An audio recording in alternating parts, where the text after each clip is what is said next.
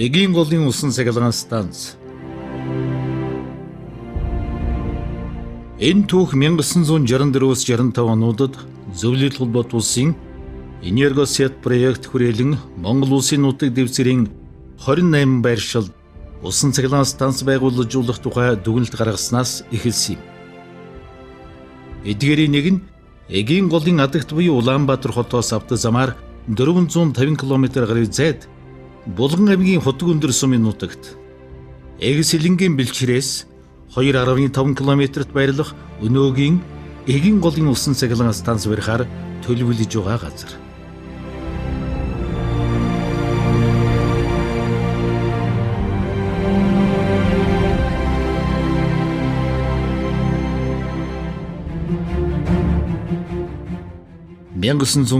он Монгол улсын засгийн газар Эгийн голын усан цахилгаан станцыг барих ажлыг эхлүүлэх асуудлыг шийдвэрлэсэн. 1992-оос 1995 оны хооронд Азийн хөгжлийн банкны буцалтгүй тусламж хөнгөлтэй зээлийн санхүүжилт 5.2 сая Америк доллараар Эгийн голын усан цахилгаан станцын техник эдийн засгийн үндэслэл байгаль орчны нөлөөллийн наривчилсан үнэлгээг боловсруулсан. 1997-оос 1998 онд Малайз, Чех улсын компаниуд хөрөнгө оруулалт хийх барих санал тавьсан ч хэрэгжээгүй. 2006 он Бүгд Наримт Хятад улсын хөнгөлтэй зээлийн ерөнхий хэлэлцээр батлагдсан. 2007 он техник эдийн засгийн үндэслэл байгаль орчны нөлөөллийн наривчилсан үнэлгээний нэмэлт тодтгол Синомач болон Камке компанийн консорциум тендер чалгарсан боловч засгийн газар төслийг татан авснаар хэрэгжээгүй. Өлгийдээ өтөлсөн төслийн өчигдрийн түүх ийм байлаа.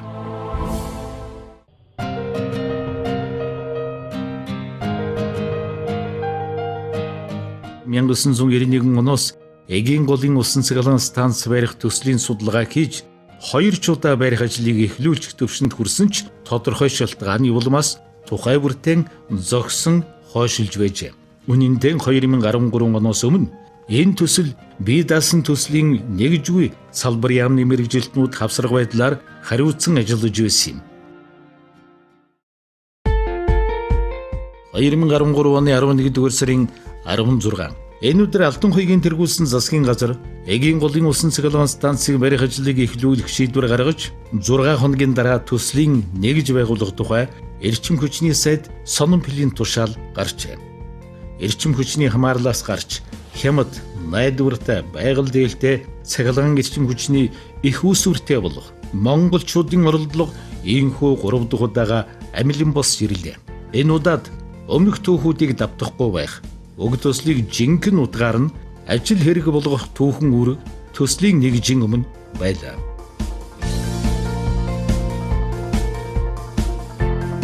Шинээр байгуулагдсан бие даасан төслийн нэгж нь чиглэл бүрийн мэрэгжлийн эрдэмтэн судлаачид дотоод гадаадын мэрэгсэн багтай хамтран түргэн хугацаанд хямд өртгөөр техник эдийн засгийн үндэслэлийг шинжилэн боловсруулжээ. Шинжилсэн техник эдийн засгийн үндэслэлийг 20 гаруй жилийн өмнөх зардлаас бага өртгөөр боловсруулсан.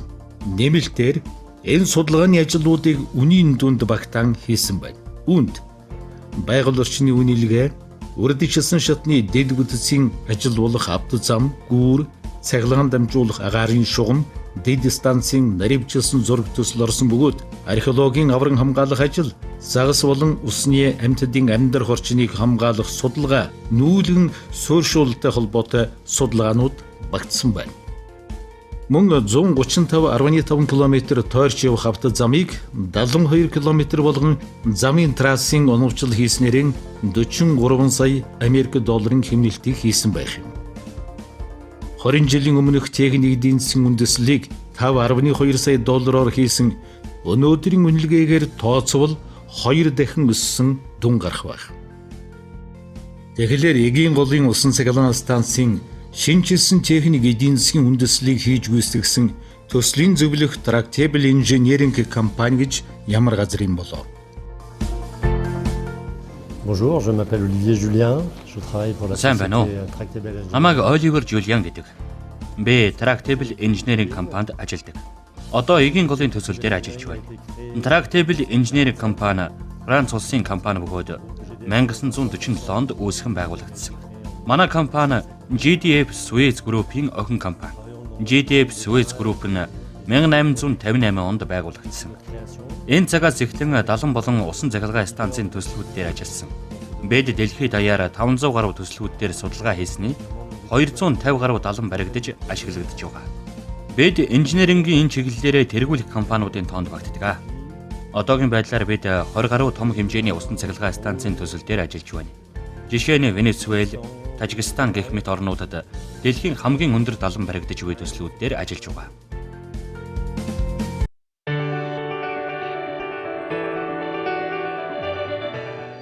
Төслийн зөвлөх Tractable Engineering компани нь техник эдийн засгийн үндэслэлийн шин судалгаа хийхин зэрэгцээ нэмэлтээр эрчим хүчний зах зээлийн судалгаа, ус эрчим хүчний тооцоо, далан барих газар, усан сангийн талбайн байр зүйн зураг, геолог, геофизик, газар хөдлөлт, чичирхийллийн судалгааг боловсруулжээ.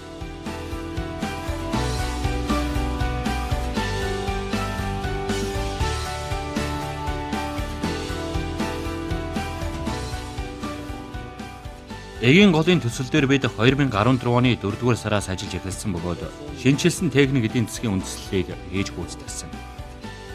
Энэ ажлыг эгийн голын усан цахилгаан станцын төслийн нэгжтэй хамтран хийсэн бөгөөд ингэж ажиллах хэд хэдэн учир шалтгаан байсан. Эхнийх нь Монгол улсын цахилгаан эрчим хүчний хэрэглээний хурдцтай өсөлттэй холбогдуулан төслийг дахин шинжлэх шаардлага гарсан. Мөн байр зүүн зураг голын ус зүүн нэмэлт судалгаа хийх зайлшгүй шаардлага гарсан.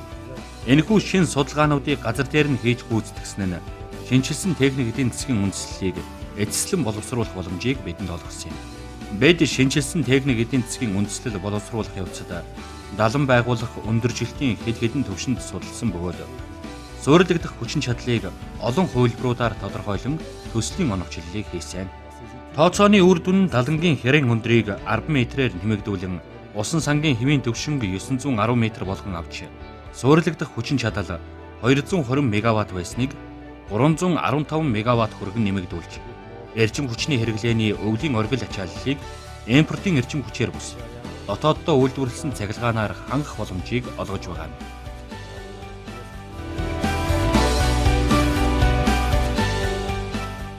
(2015 он) Жимтэн сайхан бэлгийн удирдсан шийдлийн засгийн газар эгийн голын усан цахилгаан станцын хувь заяанд чухал шийдэл болох нэгэн шийдвэр гаргалаа. Энэ бол бүгд наримдах хятад ард улсын засгийн газрын хөнгөлтэй зээлийн их усүрээр эгийн голын усан цахилгаан станц төслийг санхүүжүүлэх саналыг бүгд наримдах хятад ард улсын талд тавьж хэлэлцээ эхлүүлэх тухай шийдвэр.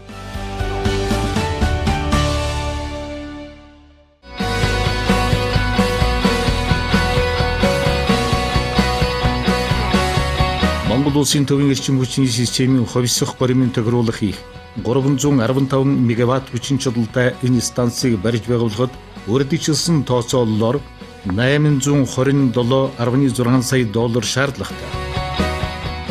Бага мөнгө биш. Гэхдээ ирээдүйн ашиг ач холбогдол зэргийг нь тооцож үзвэл бас тийм чиг их мөнгө биш. Тийм учраас засгийн газар энэ удаа хятадын хөнгөлтэй зээлийг энийг ээж гомдоочих би тэрнийг ээж үлдээж хвий гэсэн арга барилаар хувааж, тарааж, хэсэгчилж өгөх биш том төслүүдэд том зээлийг нэгмөр олгохоор шийдвэрлэж байна. Энэхүү том төслүүд нь хөшгийн хөндийн олон улсын нисхэн усны буудлын хүртэлх хурдны зам, эгийн голын усан цахилгаан станцын бүтээн байгуулалтын 2 төсөл юм. Усан цахилгаан станц бол эрчим хүчний найдвартай хангамжаар дамжуулан үндэсний аюулгүй байдлыг хангах, улмаар улс орны бие даасан байдлыг баттгаж хөгжил цэцэглэлт, ард иргэдийн тав тухтай амьдрах орчныг бүрдүүлэх стратегийн онцгой ач холбогдолтой юм. Дулааны станцын горим технологийн хувьд бол суур ачаал зогтсон гинтийн өөрчлөлтийг бол хаахад бол хэцүү байдаг. Тийм учраас усын станц бол оператив чадвар сайтай маш бага хугацаанд ашиглалтанд ажиллагаан залгаж болдгаараа эрчим хүчний одоо энэ онцлог өөрмөц бүтээгдэхүүнийг хангаж өгдөг. Яагаад гэвэл эрчим хүч гэдэг бол үйлдвэрлэлт, дамжуулалт, хэрэглээ нэгэн зэрэг явагддаг ийм хүнд үйлдвэрлэл юм. Шинжилсэн техник эдийн засгийн үндэслэлд төслийн шинэ өртгийг боловсруулан тодорхойлсон.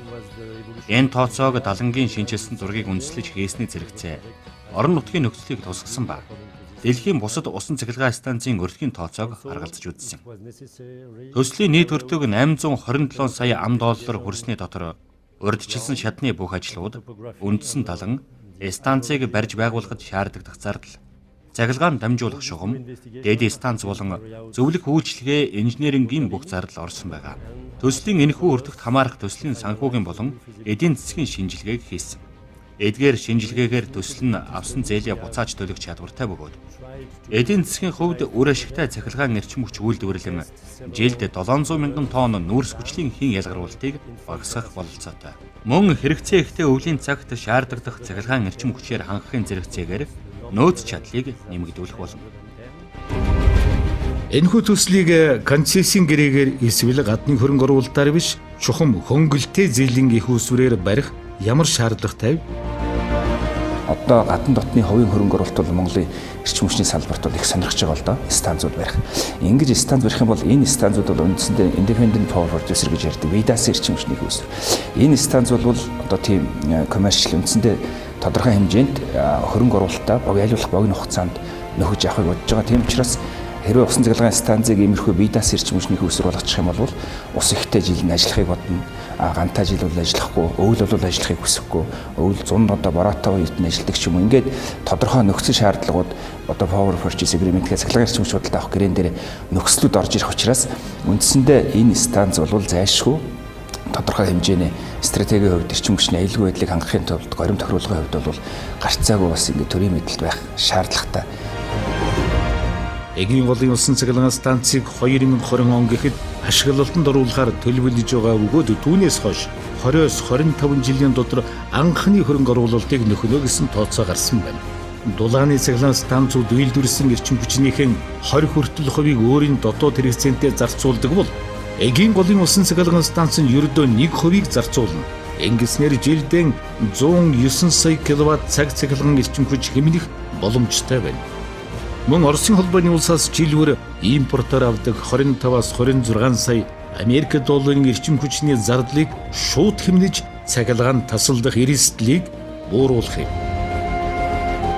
Монголын эрчим хүчний систем өнөөдрийн үүсэж байгаа бодитоор үүссэн 345 мегаватт энэ зөрүүг хангахад усан цахилгаан станц бол одоо 1 тэргуунд шаардлагатай байгаа юм. Өөрөөр хэлэх юм бол тэр дулааны цахилгаан станц дээрх генераторуудыг эргүүлэхийн тулд 100-ыг 4-ээс 5 цаг бэлддэг.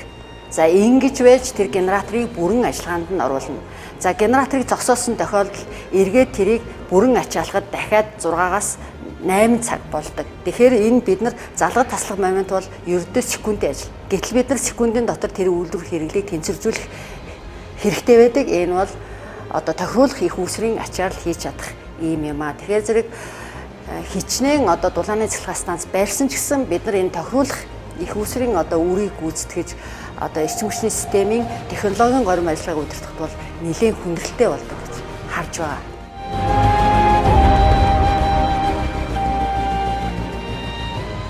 Эрчим хүчний хараат байдлаас гарч найдвартай, хямд, бас байгаль орчинд ээлтэй цахилгаан эрчим хүчтэй болох монголчуудын зорилго биелэхэд ийхүү нэг алхам ойртож байна. Энэ оройны их ачаал юм уу эсвэл чадлын огцон дутагдалд орцсон үед бол ер нь хурдан маневрлдаг усан цахилгаан станцтай байдагч болоосоо гэсэн тийм бодол бол ер нь орж ирдгийн шүү. Маш чухал энэ хурдтай маневрлдаг одоо тийм шаардлага. Хэдэн станц маань бол тийм хурдтай бол маневрлж яагаад чадахгүй шүү дээ. Бид нар ямар ч байсан хүнд байдалд орохгүй бол тийм хурдтай усан цахилгаан станц л хэрэгтэй байгаа байхгүй. Тэгээсээ тийм юм бол байдаг ч болоос эртхэн барьчихсан байсан ч болоосоо гэсэн юм бодол бол зурсхийг л ороод ирдэг. Хэрвээ 50 жил хүлээгдсэн эгийн голын усан цахилгаан станцын санхүүжил чийдэгдэж ажил өрнөж эхэлвэл Монгол улсад ямар өгөөжтэй вэ? Жилээс жилд энэ импортын эрчим хүчний үн биднэрт төсөөлөгдөхгүйгээр одоо нэмэгдээд ирдэг. Жилд 2 удаа. Тэгэхээр зэрэг энэ дарамтаас нэгд гарах. За хоёрт нь бид нар өөрийн гэсэн тохируулгын эм системтэй байвал технологийн удирдлагын хувьд бол энийг зүй зохистой удирдах явах энэ боломж бүрдэнэ.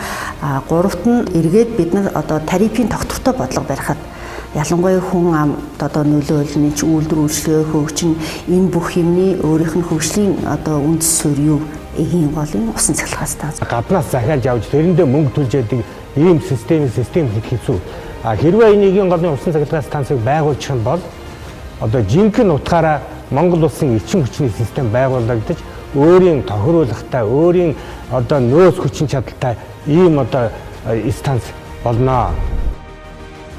Эгийн голын усан цахилгаан станц ашиглалтанд орсноор тэрхийн цагаан нураас 2.5 дахин том 5.7 тэрбум метр куб эзэлхэн бүхий ил цэвэр усны нөөц үхий нуур үүснэ. Энэхүү нуур түүний орчноо байгалийн аялал жуулчлал хөгжүүлэх таатай нөхцөлийг бүрдүүлж, загас шувууны аж ахуйг хөгжүүлэх, агаарын чигшил, орох хур дундасны хэмжээ нэмэгдэн цөлжилт явагдах нөхцөлийг тодорхой хэмжээгээр хязгаарлах ач холбогдолтой.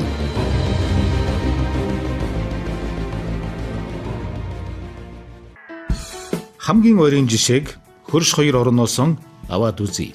Бүгд наримд их хятад улсын хувьд 50 гаруй мянган усан цахилгаан станцаараа дэлхийд тэргүүлдэг бол Оросын холбооны улсад 100 мегаваттаас дээш хүчин чадалтай 100 гаруй усан цахилгаан станц үйл ажиллагаагаа явуулж байна. Үүний дотор байгаль нураас их авдаг ангар мөрөн дээр ажиллаж байгаа 4 усан цахилгаан станц нь нийтдээ 12500 мегаватт хүчин чадалтай байна. Үүнээс гадна нийслэл Москва хотод тойруулан 57 усан сан байгуулж ил цэвэр усны нөөц бүрдүүлэн цэвэр усныхан хэрэгцээг хангаж байна.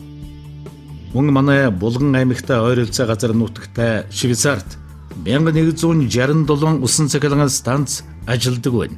Сэргээгдэх хэрчим хүч эхний хөрөнгө оруулалт их шаардах боловч бүтээн босгосноос хойш ашиглалтын зардал хямд, тасралтгүй, шавхагдашгүй нөхөн сэргээгдэх их үүсвэр цахилгаан эрчим хүч гаргах хамгийн цэвэр арга юм.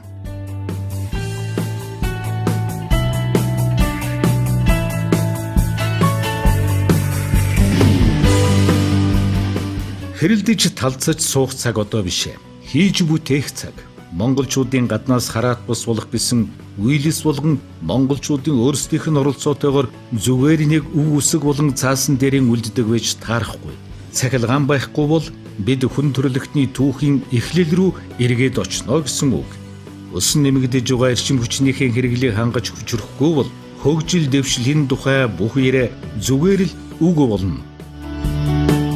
Эгийн голын усан цахилгаан станц гэдэг ойлголт зүгээр л нэг үг биш, үйл хэрэг болгох цаг айсвэ.